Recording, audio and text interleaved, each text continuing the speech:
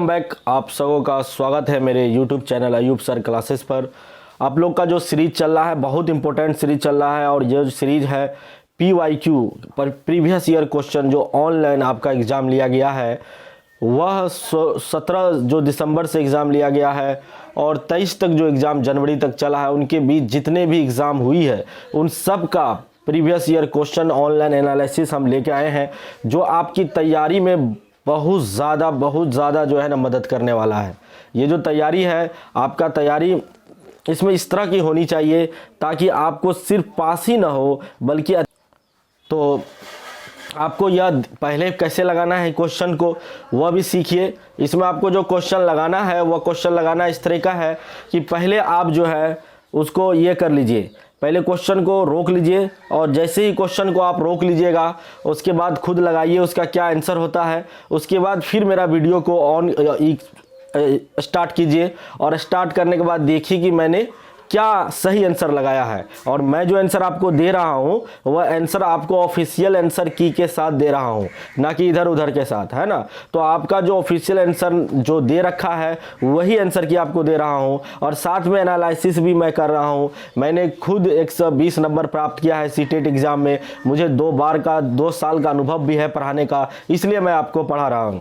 और साथ ही जो CDP है, CDP में मेरा 30 में 29 नंबर आया था, एक नंबर जो है मेरा वो सिर्फ गलती से हो गया था, नहीं तो वो क्वेश्चन भी हम जानते ही थे। 120 प्राप्त किए हैं, 120 प्लस लाए हैं, इसीलिए आपको हम यह सजेस्ट कर रहे हैं कि आप इसी तरह से पढ़ाई कीजिए। और जो पढ़ाई करने का जो सही स्ट्रेटजी है उस पर भी हम एक चर्चा कर चुके हैं, तो पिछले वाला वीडियो में ज़रूर उसको आप लोग देखिएगा। चलिए फिर हम क्वेश्चन करते हैं। CDP का 30 क्वेश्चंस करेंगे और जल्दी करेंगे। आपको करना क्या है, पहले इसको रोक देना है, उसके बाद जो सही आंसर होगा वह लगाना है, उसके बाद फिर इसको स्टार्ट करना है। इस तरह से आप इसको देखिए, तब आपको फ़ायदा होगा, है ना। हम जल्दी इसलिए कर रहे हैं कि मेरा वीडियो लंबा नहीं बन जाए, इसीलिए आपके पास तो ऑप्शन है कि आप इसको रोक करके आराम से सही लगा सकते हैं। तो चलिए शुरू करते हैं। बाल विकास में आनुवांशिकता और परिवेश की भूमिका के संबंध में निम्नलिखित में से कौन सा कथन सही है, यह आपसे पूछा जा रहा है। तो ये क्वेश्चन आप लगाइए, पहले इसको सही आंसर दीजिए। आपसे पूछा जा रहा है कि बाल विकास में जो आनुवांशिकता और परिवेश की भूमिका के संबंध में निम्नलिखित में से कौन सा कथन सही है, यह आपसे पूछ रहा है। तो आपको लगाना है इसमें, क्या परिवेश की भूमिका निश्चित होती है, क्या ऐसी बातें हैं, या फिर बाल विकास आनुवांशिकता की भूमिका निश्चित होती है जबकि परिवेशीय कारकों का प्रभाव न्यूनतम होता है, क्या ये होगा। या फिर आपसे पूछा है कि आनुवांशिकता और परिवेश दोनों की भूमिका निश्चित होती है और इसे बदला नहीं जा सकता है। और उसके बाद चौथा ऑप्शन है कि विभिन्न विकास के विभिन्न क्षेत्रों में आनुवांशिकता और परिवेश के सापेक्ष प्रभाव अलग अलग होती है। तो कौन सा आंसर सही होगा। तो इसको आप बनाएंगे तो कैसे बनाएंगे, अगर हम इसको एनालिसिस करें कि सही आंसर की तरफ कैसे पहुंचे, तो देखिए परिवेश की भूमिका निश्चित होती है, यह बात बताता है। पहली बात तो यह है, तो आप इसको देखिए, परिवेश की भूमिका निश्चित होती है जबकि आनुवांशिकता के प्रभाव को बदला जा सकता है। तो ये बिल्कुल नहीं है कि आनुवांशिकता के प्रभाव को बदला जा सकता है, कभी भी आनुवांशिकता के प्रभाव को नहीं बदला जा सकता है, तो ये कट गया। उसके बाद आनुवांशिकता की भूमिका निश्चित होती है ना, जबकि परिवेशीय कारकों का प्रभाव न्यूनतम होता है। ऐसा भी नहीं है कि न्यूनतम होता है, बराबर प्रभाव भी नहीं होता है, किसी में ज़्यादा किसी में कम होता है, लेकिन प्रभाव होता ही है। तो एक को बिल्कुल कम कर देना ऐसा भी नहीं होता है, तो ये कट गया।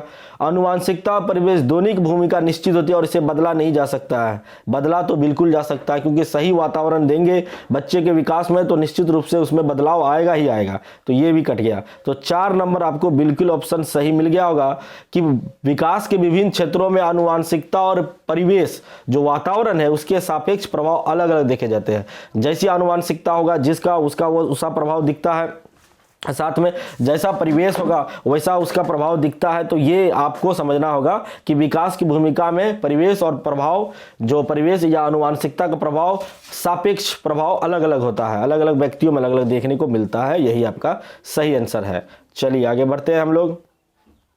ये इंग्लिश देख लीजिए आप इंग्लिश देखना चाहते हो तो इंग्लिश वाला रोक लीजिएगा और उसको देख लीजिएगा। हम यहाँ पर हिंदी लैंग्वेज वाला को ही प्रिफेयर कर रहे हैं।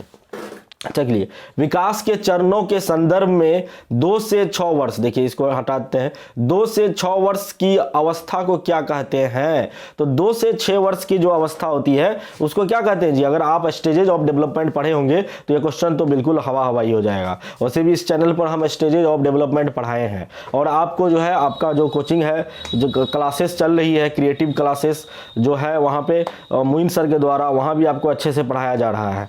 तो वहाँ भी आप इसको अच्छे से पढ़े ही होंगे पक्का। तो इसको आप देख लीजिए, प्रारंभिक बाल्यावस्था का होगा या मध्य बाल्यावस्था का होगा, ये तो बिल्कुल नहीं। शैशवावस्था 0 से 2 होता है। किशोरावस्था क्या होता है? 12 से 18 के बीच होता है या 11 से 18 के बीच कह सकते हैं। तो ये सब कट गया। 2 से 6 वर्ष के दौरान प्रारंभिक बाल्यावस्था कहलाता है। तो ये हो गया। चलिए आगे बढ़ जाए हम लोग। चलिए एक क्वेश्चन लगाइए, इंग्लिश में आपको देखने को मिल रहा होगा, अब इसको लगाने की कोशिश कीजिए। चलिए अब हिंदी चलते हैं हम लोग। विकास के कौन सा सिद्धांत के अनुसार गामक विकास शरीर के मध्य से शरीर के बाहर सिरे की तरफ होता है? यानी मध्य भाग से, यह कह रहा है कि मध्य भाग से जो होना चाहिए वह मध्य भाग से क्या होना चाहिए? परिधि की तरफ या सिरे की तरफ, जो लास्ट सिरे होता है वहां की तरफ होता है। यह आपसे पूछा जा रहा है। तो आप पढ़े होंगे विकास के सिद्धांत में कि विकास 2 तरह से होता है, 2 या अधिक तरीके से होती है, लेकिन मुख्यतः 2 ही तरह से मनोवैज्ञानिकों ने समझाया है कि एक होता है सिर से पैर तक, ऊपर से नीचे तक विकास होता है, और एक होता है मध्य भाग से लेकर के आपका परिधि तक, यानी बाहरी सिरे की तरफ होता है। तो इसमें क्या होगा? और इस विकास को सिर से पैर तक सिफालोकॉडल कहते हैं, लेकिन वहीं मध्य भाग से बाहर तक के भाग को क्या कहते हैं? अधोगामी कहते हैं, या इसे प्रोक्सिमो डिस्टेंस इंग्लिश में बोलते हैं। तो चलिए मिल गया होगा आपको सही आंसर। आगे बढ़ जाए। ये हुआ क्वेश्चन आपका इंग्लिश में। अब हिंदी में देख लेते हैं। 4 वर्ष की रिया को उसके माता पिता से डांट पड़ती है, ठीक है, जब वह सब्जियां खाने से इनकार करती है। सब्जियां खाने से इनकार करती है, उसके माता पिता क्या करता है? उसको डांटता है, उसको डांट पड़ता है। चलिए ठीक है। प्रतीकात्मक खेल खेलते हुए प्रतीकात्मक खेल खेलता है ना, कुछ बन करके जो खेल खेलता है, किसी का रोल अदा करके जो खेल खेलता है, उसमें रिया इस व्यवहार का दोहराव अपनी गुड़िया पर करती है और गुड़िया को वह समझती है, गुड़िया को प्रतीकात्मक खेल में शामिल करते हैं और अपना व्यवहार को उस पर दोहराती है। उसका व्यवहार क्या दर्शाता है? तो ये सवाल कहाँ से बन रहा है जी? प्राथमिक समाजीकरण, द्वितीय समाजीकरण या परिपक्वता या अनुवांशिकता क्रमादेश को खोलने से बनता है। तो आप इसको बनाइए, क्या होगा? बहुत अच्छा सवाल है यह। तो जब बात करें कि परिवार में जब बात माता पिता की हो तो समाजीकरण कहाँ से? अगर माता पिता के द्वारा समाजीकरण में प्रभाव पड़ता है या प्रभावित करता है तो वह कहलाता है प्राथमिक समाजीकरण। तो इसका सही आंसर क्या होगा? प्राथमिक समाजीकरण। द्वितीयक परिपक्वता तो होगा नहीं, आनुवांशिकता क्रमोदेशन को खोलना ये तो कहीं का होगा ही नहीं। तो आपको सही आंसर मिलेगा प्राथमिक समाजीकरण, इसका सही आंसर हो जाएगा। चलिए आगे बढ़ते हैं हम लोग। ये क्वेश्चन है, आज बहुत अच्छे क्वेश्चन है, इसलिए पूरा क्वेश्चन लगाइए आप लोग, एक क्वेश्चन भी गलत नहीं होने दीजिए, ठीक है। अनीता ने कह रहा है कि अनीता ने रश्मि का कलम ले लिया, ठीक है। प्रतिशोध में रश्मि ने अनीता का भोजन खा लिया। अच्छा, गुस्सा उठा, उसका कलम ले लिया, तो वह प्रतिशोध में, गुस्सा में वह अनीता का क्या किया? भोजन खा लिया, है ना। तो रश्मि ने कलम लिया तो रश्मि का अनीता ने भोजन खा लिया। चलो ठीक है। पूजा यह देख रही थी और तीसरा लड़की है पूजा, यह सब बात को देख रही है, किंतु उसने अध्यापिका को सूचित नहीं किया। किंतु उसने क्या किया? अध्यापिका को सूचित नहीं किया। अच्छा, तो देखते हैं। क्योंकि दोनों एक दूसरे से बदला ले लिया। उनका मानना था कि अगर उसने कलम लिया तो इसका जब भोजन खा लिया, तो दोनों एक दूसरे का क्या ले लिया? बदला ले लिया। चलिए, बात खत्म हुआ, बदला ले लिया। और कहता है कि लॉरेंस कोहलबर्ग के अनुसार पूजा नैतिक विकास की कौन सी अवस्था पर है? बड़ा बेहतरीन सवाल सेट किया है कि लॉरेंस कोहलबर्ग जो आप पढ़े होंगे उसमें नैतिक विकास के चरण दिए हुए हैं, 3 चरण मुख्यतः दिए हुए हैं और प्रत्येक चरण के 2-2 अवस्थाएं होती है। तो उस अवस्था के कौन से चरण का कौन सी अवस्था में यह बात महसूस होती है कि किसके बदले अगर कोई काम हो जाता है किसी के बदले और सेल्फ संतुष्टि मिल जाती है, या हर काम जो है ना वो अपने ज़रूरत के हिसाब से ही किया जाता है, बच्चों का व्यवहार किया जाता है, तो वह कौन सा चरण होता है? वो अच्छा लड़का अच्छा लड़की उन्मुखीकरण तो बिल्कुल नहीं है। वार्ड वार्ड की बात है तब ये होता है। सामाजिक व्यवस्था बनाए रखने का उन्मुखीकरण बिल्कुल नहीं, ऐसा नहीं होता है। दंड और आज्ञापालिता, यहाँ तो दंड मिला ही नहीं, ये भी नहीं होगा। तो यांत्रिक उद्देश्य उन्मुखीकरण यानी आंतरिक, अंदर में हमको संतुष्टि मिल गई कि उसका वह कलम ले लिया तो उसका वह भोजन खा लिया, बात बराबर हो गया। अब इस बात को अध्यापिका से कंप्लेन करने का कोई मतलब बनता नहीं है। तो यह जो बालिका है वह बालिका क्या है जी? वह बालिका आपका यांत्रिक उद्देश्य उन्मुखीकरण के अंतर्गत स्टेजेज पर है। चलिए, तो आपको समझ में आ गया होगा, बड़ा अच्छा सवाल था ये। अब अगला क्वेश्चन देखते हैं। जीन पियाजे के अनुसार बच्चे द्वारा संरक्षण संबंधी समस्याओं का समाधान निकालने की योग्यता तार्किकता के किन आधारभूत पहलुओं पर निर्भर करती है? चलिए ये बताइए आप कि जीन पियाजे ने जो संरक्षण का सिद्धांत दिया था, उन समस्याओं का समाधान निकालने की योग्यता, तार्किक योग्यता किन आधारभूत पहलुओं पर निर्भर करती है, ये आपसे पूछा जा रहा है। तो केंद्रीयकरण एवं प्रतिवर्तता पर। देखिए, बात केंद्रीकरण का है ना, तो एक सेंट्रलाइज यानी एक ही तरफ से सोचने का, तो वहां फिर तर्क करने की कोई बात नहीं होती है। क्षतिपूर्ति, तो ये तो कट ही गया।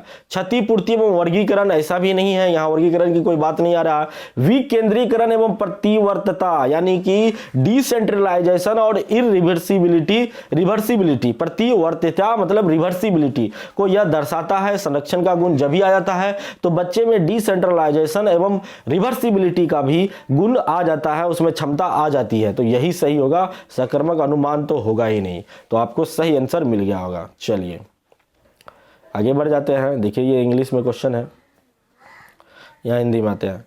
राघव एक झाड़ू पर इस तरह चढ़ने का अभिनय करता है मानो कि वह किसी घोड़े पर सवारी कर रहा हो, उसकी यह क्षमता कहलाती है ना। राघव जो घोड़ा बना के, जो झाड़ू होता है उस पर चढ़ करके और घोड़ा बना के वह खेलता है, तो इसका क्या, यह क्षमता क्या कहलाती है पूछा है? सांकेतिक प्रस्तुतिकरण कहलाती है क्या, या फिर केंद्रीयवाद कहलाती है, या संरक्षण कहलाती है, या क्रमबद्धता कहलाती है? तो बताइए क्या होगा इसका। तो यह सवाल बहुत अच्छा है और आप लोग को यह सवाल को अच्छा से बनाना चाहिए और इसमें देखना चाहिए कि इसमें पूछा क्या रहा है। क्वेश्चंस को मेन इंपॉर्टेंट है आपका कि क्वेश्चन को समझिए। जैसे ही आप क्वेश्चन को समझते हैं ना, फिर आप बहुत अच्छे से इसको बना पाइएगा। तो राघव झाड़ू पर बैठ कर के ऐसा कर रहा है, तो वह संकेत है कि उस पर वो घोड़ा समझ लेता है उसका, तो वह क्या होगा? सांकेतिक प्रस्तुतिकरण इसका सही और सटीक जवाब हो जाएगा। संरक्षण का कोई बात नहीं, क्रमबद्धता की कोई बात नहीं, आत्म केंद्रीयवाद का कोई बात नहीं, सांकेतिक प्रस्तुतिकरण कर रहा है, वह संकेत समझ रहा है कि झाड़ू क्या हो जाएगा? घोड़ा बन गया है। चलिए आगे देख लेते हैं। लेव वाइगोस्की के निकटस्थ विकास का क्षेत्र है ना सिद्धांत, निकटस्थ विकास का क्षेत्र सिद्धांत शब्दावली में निकटस्थ, जो निकटस्थ है, दर्शाती है कि दी गई सहायता शिक्षार्थी की वर्तमान दक्षता की तुलना में, यानी निकटस्थ जो समीपस्थ या निकटस्थ बात आए, दोनों एक ही होता है, उसमें जो समीपस्थ या निकटस्थ की जो दर्शाती है वह क्या बताता है, ये आपसे पूछता है सवाल। तो कुछ नीचे को दर्शाता है, या कुछ ऊपर को दर्शाता है, या उसी स्तर पर दिखाता है, या बहुत नीचे को दिखाता है। तो आपको पता होना चाहिए कि लेव वाइगोस्की को आप पढ़े होंगे तो निश्चित रूप से सवाल बनेगा कि लेव वाइगोस्की ने जो बताया, जो उन्होंने ZPD की अवधारणा दिया, ये क्वेश्चन ZPD यानी जोनल प्रोक्सिमल डिस्टेंस से संबंधित है, प्रोक्सिमल डिस्टेंस से संबंधित है। तो वह जो समीपस्थ विकास का क्षेत्र में जो समीप की जो बात किया ना, वह कहा कि बच्चों को वहां तक हम ऊपर तक कुछ लेवल तक उसको हम उठा सकते हैं अगर हम उसको एस्केप फोल्डिंग दे दे तब। तो इसीलिए यह कुछ ऊपर वाला जो है बिल्कुल सही होगा, बाकी क्या होगा? गलत हो जाएगा। ये बाकी गलत हो गया, कुछ ऊपर तक यानी कुछ एस्केप फोल्डिंग दे करके बच्चे को उस लेवल पर हम पहुंचा सकते हैं, यह बात बताता है। चलिए ये इंग्लिश में क्वेश्चन है, अब हिंदी में चलते हैं। अकरम किसी एक ब्लॉक के समूह के साथ खेलते हुए स्वयं को निर्देश दे रहा है। वह स्वयं को क्या कर रहा है? निर्देश देता रहता है। लेव वाइगोस्की के सिद्धांत के अनुसार अक्रम के इस वाचन को क्या कहते हैं? तो ये तो बिल्कुल आसान क्वेश्चन है। इसे क्या कहते हैं जी? निजी भाषण या व्यक्तिगत भाषण। इसे व्यक्तिगत भाषण कहिए या निजी भाषण, दोनों एक ही बात होता है। इसे प्राइवेट स्पीच लेव वाइगोस्की के भाषा में प्राइवेट स्पीच कहा जाता है। चलिए आगे चलते हैं। बहुआयामी सिद्धांत किसके द्वारा दिया गया? ये तो बहुत आसान क्वेश्चन, 1 नंबर आपको बिल्कुल मिल जाएगा अगर आप बहुआयामी सिद्धांत के बारे में पढ़े होंगे कि यह किसने दिया है। ये हार्वर्ड गार्डनर ने दिया है, रॉय स्टर्नबर्ग, अल्फ्रेड बिने, ये सब नहीं दिया है, तो आपको 1 नंबर मिल गया। बहुत आसान क्वेश्चन। चलिए आगे बढ़ते हैं।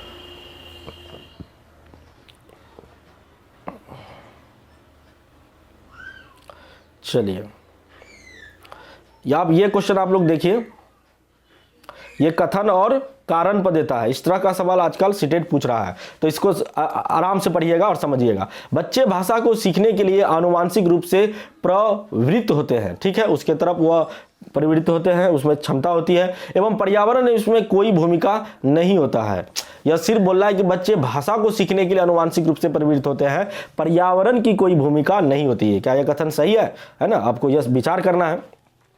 कारण दिया है कि भाषाई विकास केवल आनुवांशिकता का ही उत्पाद होता है, और यह सिर्फ आनुवांशिकता का ही उत्पाद होता है, इसीलिए बच्चे भाषा सीखने के लिए केवल आनुवांशिक रूप से ही प्रवृत्त होते हैं, पर्यावरण की इसमें भूमिका नहीं होती है। तो ये कारण और अभिकथन जो है, स्टेटमेंट जो है और निष्कर्ष जो कारण भी बताया है, ये दोनों क्या है जी? गलत है, सही तो नहीं होगा। तो दोनों गलत है, ए और दोनों गलत है, यही आपका सही होगा। सही होने का तो कोई चांस ही नहीं है, क्योंकि हम जानते हैं हेरिडिटी एनवायरनमेंट टॉपिक में आप पढ़े होंगे, आपके सर पढ़ाए होंगे कि, या हम भी पढ़ाते हैं कि बच्चे जो होते हैं, बच्चे का विकास जो होता है वो आनुवांशिकता और वातावरण के गुणनफल के परिणाम होता है। तो यही इस पर ही सवाल बन जाएगा आराम से। चलिए आगे बढ़ जाते हैं।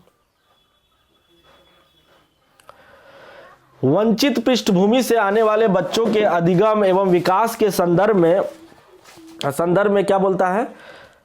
कौन सा कारक संभावित जोखिम वाला है? तो कौन सा कारक है जो जोखिम वाला होगा, संभावित जोखिम वाला होगा, ये आपसे पूछ रहा है। तो देखिए, अध्यापकों की उनकी क्षमताओं के बारे में नकारात्मक सोच और उनके प्रति बहुत कम अपेक्षाएं, है ना, ये जोखिम वाला हो सकता है, बिल्कुल हो सकता है। चलिए आगे बढ़ जाते हैं। लेकिन पाठ्य पुस्तकों की कहानियों में सुविधा वंचित पृष्ठभूमि के बच्चे का मुख्य पात्र के रूप में प्रतिनिधित्व देना, है ना, या फिर जहां तक संभव हो सके विद्यालय में दिए जाने वाले ज्ञान और स्थानीय ज्ञान के बीच जुड़ाव पर बल देना, या कक्षा में विजातीय आधारित समूह बनाना। तो यह सभी में सबसे जोखिम वाला जो बात होगा वह पहला ही होगा, दूसरा और तीसरा और चौथा कट जाएगा। तो आपको पता चल गया इसका आंसर क्या होगा। वंचित समूह अगर डिसेबल बड़े होंगे तो आपको पता चल गया होगा। चलिए अब ये क्वेश्चन देखिए, बहुत अच्छे क्वेश्चन है ये, इस पर ध्यान दीजिए आप लोग, गलती से इसी में आ गया ना। एक विद्यालय लड़कियों को केवल संगीत और नृत्य प्रतियोगिताओं में भाग लेने के लिए प्रोत्साहित करता है। यह जेंडर से आधारित क्वेश्चन है कि विद्यालय में लड़कियों को ही केवल संगीत या नृत्य प्रतियोगिता में, जो प्रतियोगिता होती है विद्यालय में, उसमें भाग लेने के लिए प्रोत्साहित करता है कि लड़की ही लेगी गाना, लड़की ही गाएगी, नृत्य लड़की ही करेगी। विद्यालय का यह दृष्टिकोण क्या दर्शाता है? तो बहुत अच्छी क्वेश्चन है। तो यह जेंडर आधारित रूढ़िवादी धारणा को चुनौती देती है? बिल्कुल नहीं, यह चुनौती नहीं देती है। लड़कियों और लड़कियों की सहजात योग्यताओं में वृद्धि करने का व्यवहारिक उपागम है? बिल्कुल गलत है, इस तरह के उपागम नहीं अपनाना चाहिए। जेंडर संबंधी पूर्वाग्रहों को दर्शाता है? बिल्कुल सही, ये पूर्वाग्रह को दर्शाता है कि लड़की ही संगीत या नृत्य में जो ना भाग लेगी या उसके लिए सही होगा, सही सटीक होता है, वो इसमें ही अच्छा कर सकता है, यह बात आपसे पूछ रहा है। तो बताइए, आपको सही आंसर तो मिल गया होगा, इसमें बिल्कुल सही आंसर मिल गया होगा।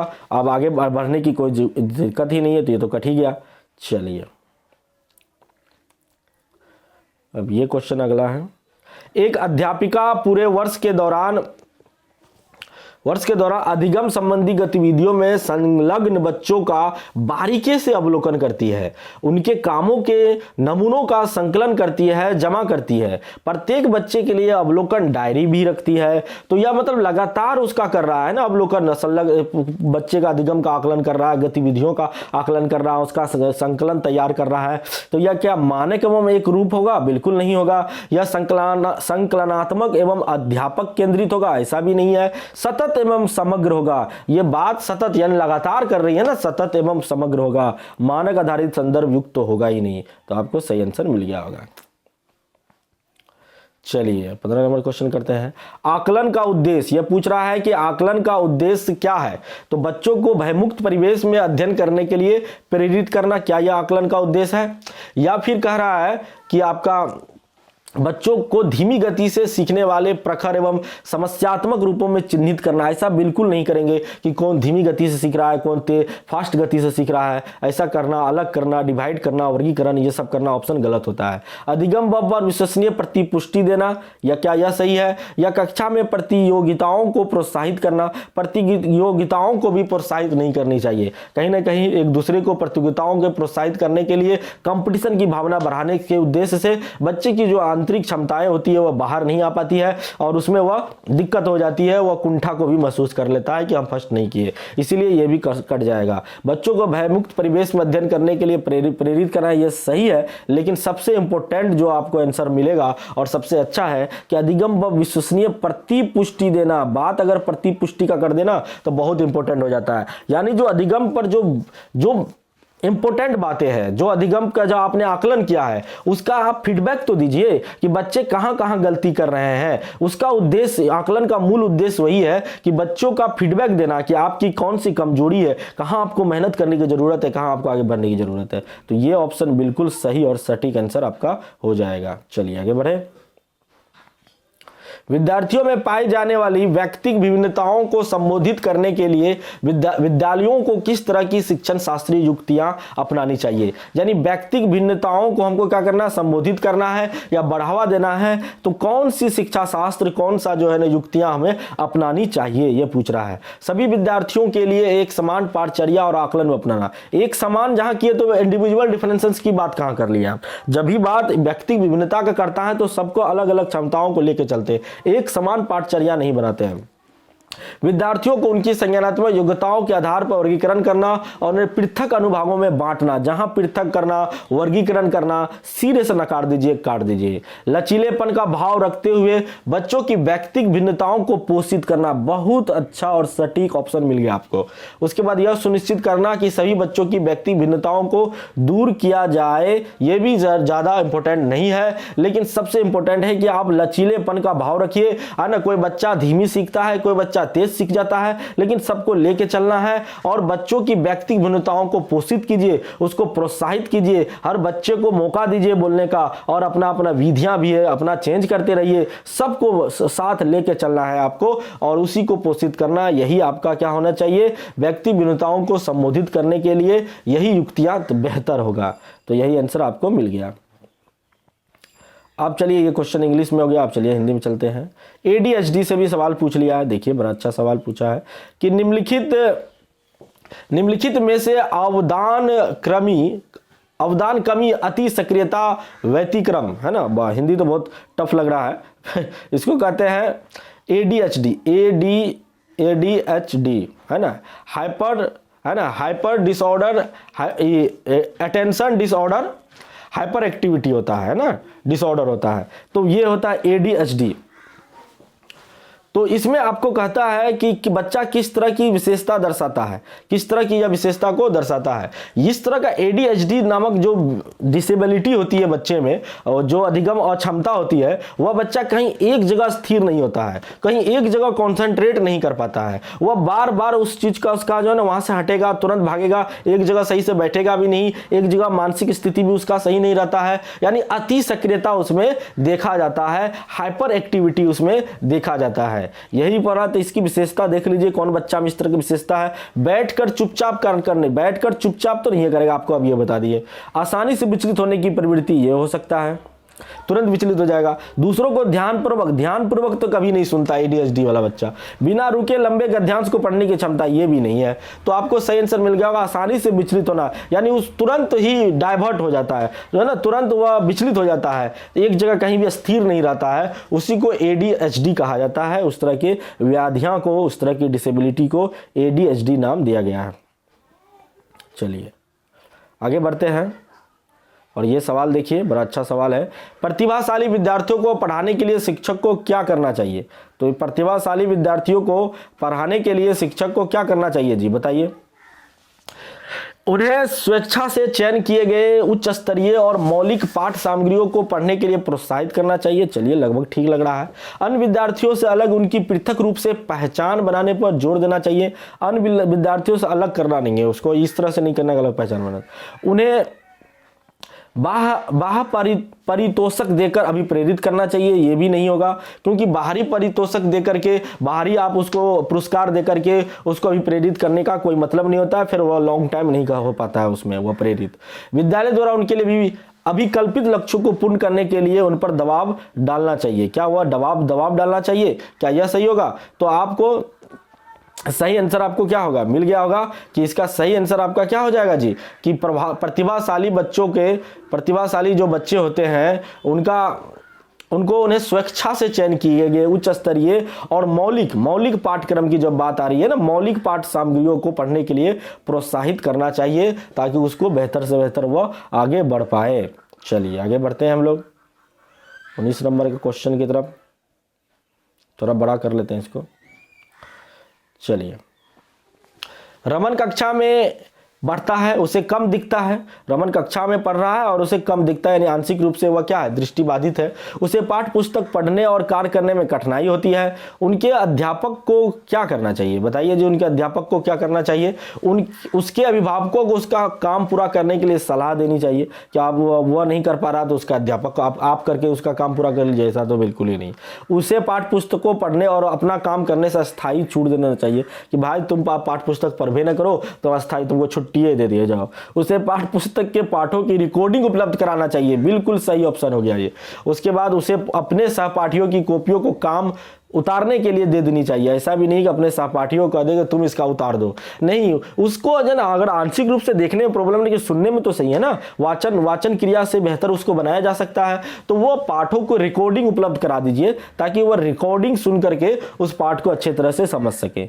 चलिए, आपको सबके साथ सबका विकास लेके चलना है, ये समावेशी शिक्षा से क्वेश्चन पूछा गया है। उसके बाद है, एक प्राथमिक विद्यालय के अध्यापक के रूप में आप कक्षा में अधिगम निःशक्तता वाले बच्चों की सहायता के लिए आकलन की कौन सी युक्ति का प्रयोग करेंगे? जो अधिगम निःशक्तता वाले बच्चे हैं उसको आप कौन सी युक्ति का प्रयोग कीजिएगा, ये आपसे पूछा है। तो आप इसको लगाइए सही से। इंग्लिश भी आपको दिखा देते हैं, ये देखिए इंग्लिश हो गया। चलिए इसको लगाइए।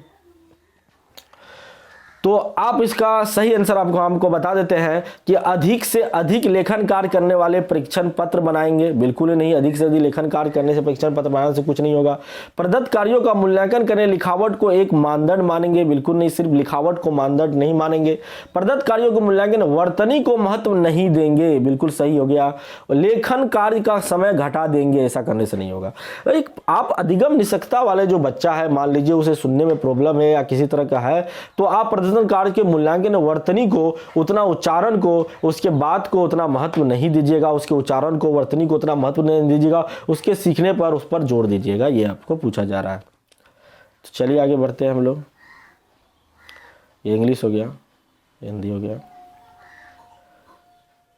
निम्नलिखित में से कौन सी युक्तियां सार्थक अधिगम को समुन्नत करने के लिए प्रभावशाली, यानी सार्थक अधिगम को जो है ना उन्नत करने के लिए प्रभावशाली या इफेक्टिव होगा? उदाहरणों और गैर उदाहरणों का प्रयोग, बिल्कुल सही, उदाहरण देके बच्चा को पढ़ाना चाहिए। विद्यार्थियों को प्रश्न पूछने के लिए प्रोत्साहित करना, बिल्कुल सही, बच्चों को प्रश्न पूछने के लिए प्रोत्साहित करना चाहिए। विद्यार्थियों किसी दूसरे की अवधारणा समझाने के लिए कहना, किसी दूसरे की अवधारणा समझाने के लिए कहना, ये बात नहीं लग रहा है। बच्चों को अपने निष्पादन की दूसरे बच्चों से सतत रूप से तुलना करने के लिए उकसाना, ये तो बिल्कुल ही गलत हो जाएगा। तो पहला, दूसरे की अवधारणा को समझाना, ये भी सही होगा, क्योंकि किसी विद्यार्थी किसी दूसरे की अवधारणा समझाने के लिए कहना, यानी किसी दूसरे का अवधारणा बच्चों को समझाने के लिए कहते हैं, तब भी प्रभावशाली अधिगम प्रक्रिया होती है। तो पहला, दूसरा, तीसरा, यानी 3 नंबर आपका बिल्कुल सही और सटीक जवाब इसका हो जाएगा। तो हो गया आपका 21 का 3 नंबर। चलिए अब हम लोग पढ़ते हैं, एक और कथन वाला क्वेश्चन आ गया है, जो कि कथन से सवाल जो पूछता है उससे रिलेटेड आपको अच्छे से बना लेना चाहिए, है ना। चलिए इसको देख लेते हैं पहले। अहमद प्रभावशाली समस्या समाधान को समुन्नत करने के लिए अपनी कक्षा के बच्चों को समांतर रूप से सोचने के लिए कहती है। समांतर रूप से क्या करती है? सोचने के लिए कहती है। और तर्क दिया है, कारण दिया है कि बच्चे सार्थक तरीके से सीखते हैं जब अध्यापक उन्हें मौका देते हैं कि वह पहले से जो जानते हैं उससे संबंध बनाए, यानी प्रीवियस नॉलेज को जोड़ करके सिखाने की बात कहता है। तो दोनों बिल्कुल सही है। तो गलत वाला तो काट ही दीजिए, नीचे भी गलत था, ये भी गलत हो गया। तो आप पहला लिखिए कि ए और आर दोनों सही है और आर सही व्याख्या करता है ए की, यही आपका सही आंसर हो जाएगा। चलिए आगे बढ़ते हैं हम लोग। चलिए ये सवाल देखिए,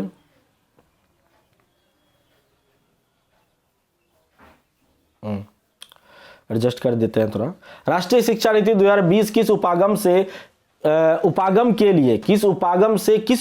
के लिए शिक्षण शास्त्रीय बदलाव की अनुशंसा करता है? यानी जो राष्ट्रीय शिक्षा नीति 2020 बना है वह कौन से तरीके से, कौन सा साधन से कौन से साधन की तरफ, उपागम की तरफ बदलाव की बात अनुशंसा करता है? वो यानी कि कौन बेहतर से, कौन खराब से बेहतर की तरफ जो ले गया है, उसी के बारे में यह पूछ रहा है आपसे। संरचनावादी से व्यवहारवादी, बिल्कुल नहीं। रटने पर आधारित अधिगम से अवधारणात्मक समझ, बिल्कुल सही। जो रटने पर आधारित अधिगम है उससे आपको क्या ले जाना? धारणात्मक समझ की तरफ ले जाना है। खोजबीन आधारित अधिगम, ड्रिल के अभ्यास की तरफ नहीं। अधिगम के लिए आकलन से अधिगम का आकलन, ये सबका कोई महत्व नहीं है। लेकिन ये जो राष्ट्रीय शिक्षा नीति नई 2020 आई है वह रटने पर आधारित अधिगम से उसको अवधारणात्मक समझ यानी कॉन्सेप्चुअल स्टैंडिंग की तरफ लेके के बढ़ी है। तो ये हो जाएगा आपका सही आंसर। चलिए अब पूछा है इनमें से कौन सा तार्किक चिंतन में योगदान नहीं देता है ऐसा पूछा है। तो विचारक किसी कथन के संदर्भ में पूर्वानुमान की पहचान करते हैं और उन्हें चुनौती देते हैं। विचारक कथनों में तथ्यों की सत्यता और तर्क की संगतता की जांच करते हैं और विचारक परिस्थितियों के संदर्भ में विचार नहीं करते हैं। विचारक कल्पना करते हैं और विकल्प तलाशते हैं। तो ये सब सही होगा, ये भी सही है और ये भी सही है। लेकिन विचारक परिस्थिति के संदर्भ में विचार नहीं करता है, ये गलत है, इसीलिए यही सही है। जिन्होंने पूछा है कि तार्किक चिंतन में योगदान नहीं देता है, ऐसा आपसे पूछा गया है। तो इसका सही आंसर क्या हो जाएगा जी? 3 हो जाएगा। मीरा विद्यालय के बाद गिटार का अभ्यास करती है। उसे गिटार बजाना बहुत पसंद है, बहुतों को यह होती है पसंद। वह इस कार्य से प्रेम करती है, उसको यह बहुत अच्छा लगता है। आप लोग को भी कुछ अच्छा काम लगता होगा तो आप करते होंगे। किसी को गाना सुनना पसंद है, किसी को डांस करना पसंद आता है ना, किसी को फोन पर बतियाना पसंद है, बात करता है, उससे उसको खुशी मिलती है ना। तो ये हालांकि ज़्यादा अभी मत बतियाइए, अभी बतियाने का टाइम नहीं है, अभी पढ़ने का समय है। तो सीटेट को फोकस करके ही करिए, अभी बाद में बतियाने का टाइम मिल जाएगा। यह क्या दर्शाता है? तो यह क्या दर्शाता है जी? बाहरी अभिप्रेरणा दिखाता है? बिल्कुल नहीं, खुद से कर रहा है, खुद के पसंद के काम करेगा ना तो आंतरिक अभिप्रेरणा होती है वो। अब आज ये दोनों का तो सवाल ही नहीं है। चलिए निम्नलिखित में से कौन सा कक्षा में सामाजिक भावात्मक अधिगम को समुन्नत करती है? अर्थात उसे भावात्मक अधिगम को क्या करती है? अच्छा बनाती है, समुन्नत करती है, बढ़ावा देती है, ये पूछा है। तो शिक्षार्थियों में प्रतियोगिताओं को बढ़ावा देना, हम पहले बोले इस तरह का बढ़ावा नहीं देंगे। जबरदस्ती पे अनुशासन का प्रयोग, ये भी नहीं होगा। तदानुभूति रखने एवं बात सुनने वाले अध्यापक होनी बहुत जरूरी है। अच्छे अंक लाने का दबाव भी नहीं होनी चाहिए। तदानुभूति मतलब होता है इम्पैथी, उसके समस्याओं को, उनके तकलीफ के, उसके दुख को, उसके भाव को आप समझिए और उसके बात को सुनने वाला अध्यापक बनिए और उसके दुख में शामिल होइए। यही जो है ना सही सामाजिक भावात्मक अधिगम को समुन्नत बनाएगा। चलिए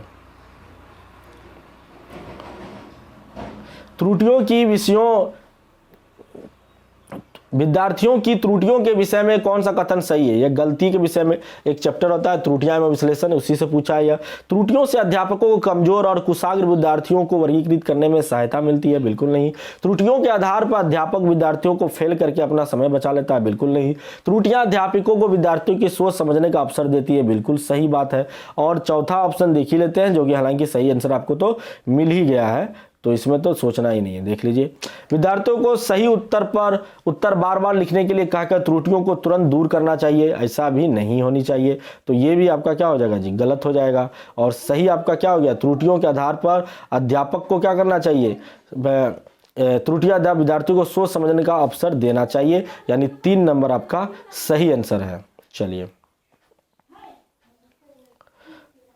निम्नलिखित में कौन से कारक, क्वेश्चन नंबर आपका है 28, निम्नलिखित में से कौन सा कारक अधिगम को प्रभावित करते हैं? कौन से कारक अधिगम को प्रभावित करते हैं? तो संवेग अधिगम को प्रभावित करता है, बिल्कुल सही बात है। सामाजिक संदर्भ प्रभावित करता है, परिपक्वता भी प्रभावित करता है, रुचि इंटरेस्ट भी प्रभावित करता है। तो इसमें सभी होगा, यानी 3 नंबर होगा।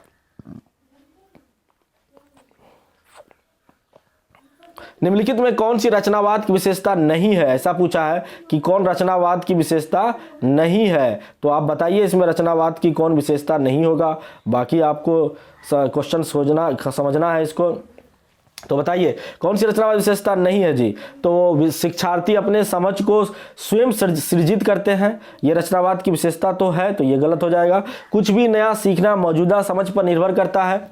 कुछ भी नया सीखना क्या होता है? मौजूदा समझ पर निर्भर करता है। क्या यह सही है? हाँ, ये नहीं सही है, ये तो करती है, नया सीखने पर निर्भर करता है। तो ये क्या रचनावाद की विशेषता है, लेकिन पूछा है नहीं है, तो ये भी कट गया।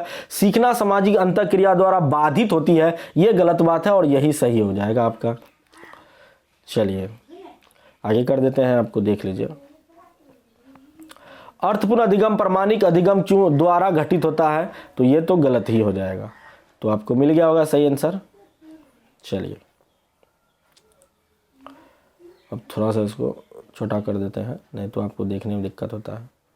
कक्षा की पाठ्य पुस्तक में कार्टून और कहानियों का उपयोग किया गया है, क्यों किया गया है जी? क्योंकि इससे बच्चों के मन में अनावश्यक भ्रांति उत्पन्न होगी, बिल्कुल नहीं। अनावश्यक भ्रांति क्या उत्पन्न होगी? इससे तो फायदा मिलेगा बच्चों को, बच्चों में सीखने के प्रति बोरियत और रुचि को बढ़ावा मिलेगा। नहीं, इसको बढ़ावा नहीं मिलेगा, इसको उसमें घटेगा बोरियत और सीखने की जो प्रवृत्ति और रुचि है उसमें क्या होगा? वह घटेगा, यानी कि वह बेहतर बनेगा। विद्यार्थियों का ध्यान अधिगम और अवधारणाओं को सीखने से भटक जाएगा, ऐसा भी नहीं है, इसलिए कहानी और कार्टून को नहीं सम्मिलित किया जाता है। तो 4 नंबर तो होगा ही, क्योंकि 3 तो काट ही दिए। विषय वस्तु को बच्चों के लिए रोचक और अपनों से जुड़ी लगने वाली माना जा सकता है, यानी बच्चों को जोड़ के पढ़ाने के लिए हम कहानियों और कार्टून का प्रयोग करते हैं, क्योंकि हम जानते हैं कि बच्चे खेल को पसंद करता है और खेल विधि द्वारा पढ़ाना चाहिए।